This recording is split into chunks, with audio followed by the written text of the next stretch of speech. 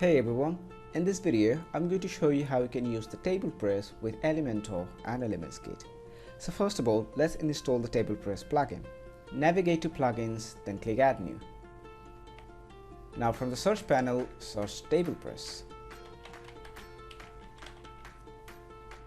I have already installed and activated this one, so I'm not going to do this for twice. After the successful installation, if you look over here, a Tablepress menu has been added in your dashboard. From here, click Add a new table. Now you have to define your rows and columns. This video is not going to be dedicated for the Tablepress plugin. It's about how you can use the Tablepress with Elementor and ElementsKit. I'll select 5 rows and the columns I want to use 3. After that, click Add Table. Now let's add some dummy data inside of this table.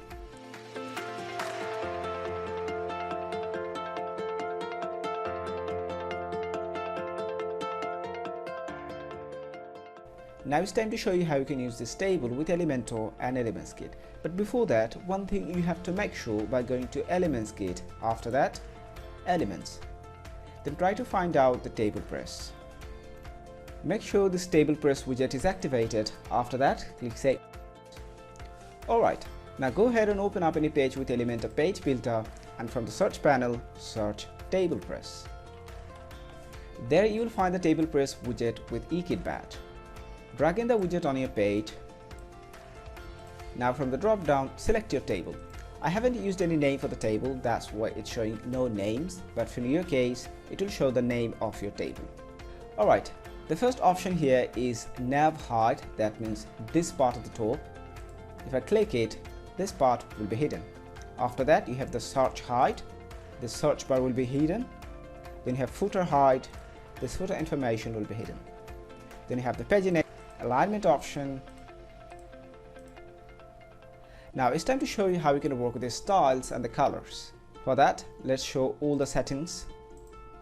Then go to the style tab. There at the top, the first option you'll find is the color option. Then you have the border option. Then border color option, pagination and the search gap option. Then you have the footer text navigation gap. After that, you have a dedicated section for the header area. Now if you open it, you'll find header background color and header active background color.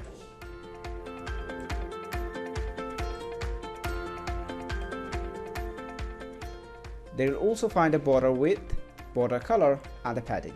And then you have another dedicated section for the body area. There you'll also find a border style, border width and a cell padding.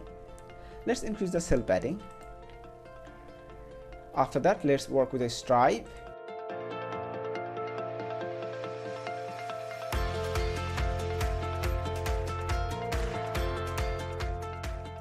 Now let's work with the filter and the search area.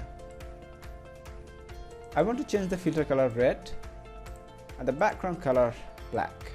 Now the colors I'm choosing are only for the testing purpose or to show you how these things are working. They will also have a box shadow area.